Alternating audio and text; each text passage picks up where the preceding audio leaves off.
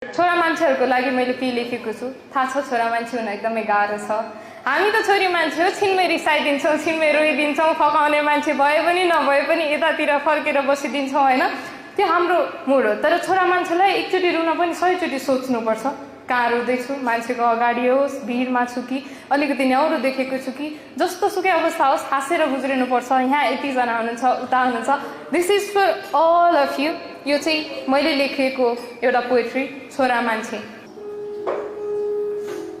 छोरा मान्छे सुन न, आज मनैदेखि एउटा कुरा भन्छु नि ल, जिन्दगीको यात्रामा तिम्रो सहयात्री बन्छु नि ल। थाहा छ तिमी छोरा मान्छे हौ, परिवारको जिम्मेवारीले तिम्रो काँध दबिएको छ, उमेरसँगै नयाँ जिम्मेवारीहरू थपिएको छ। तर तिमी हिम्मत नहार्नु ल, अरूको खुसीको लागि आफ्नो खुसी अलपत्र नपार्नु ल, सबैको रहर पुरा गर्न आफ्नै रहर नमार्नु ल।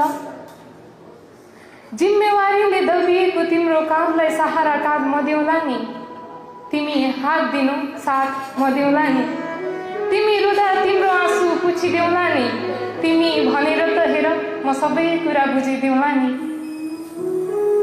तिमी मलाई माया दिनु, बदलामा म तिमीलाई खुसी देउला नि।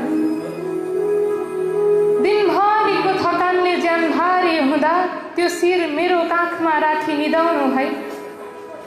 दिनभरिको थकानले त्यो शिर भारी हुँदा तिमी मेरो काखमा त्यो शिर राखी निदाउनु है। तिमीलाई हाँसेको सुहाउँछ, तिमी हाँसेर जिन्दगी बिताउनु है।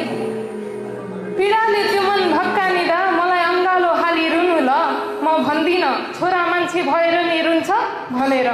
पीडाले त्यो मन भक्कानिदा मलाई अङ्गालो हालेर रुनु ल, म भन्दिन छोरा मान्छे भएर नि रुन्छ भनेर।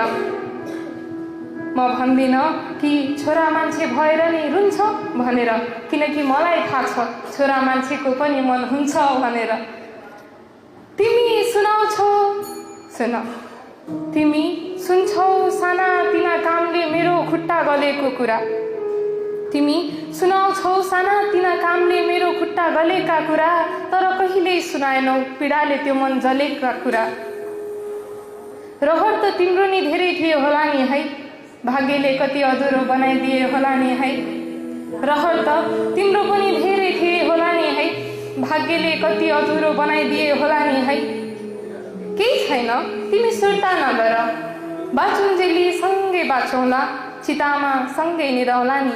दुनियाँ सबै टाढिए पनि हामी एकअर्काको अङ्गालोमा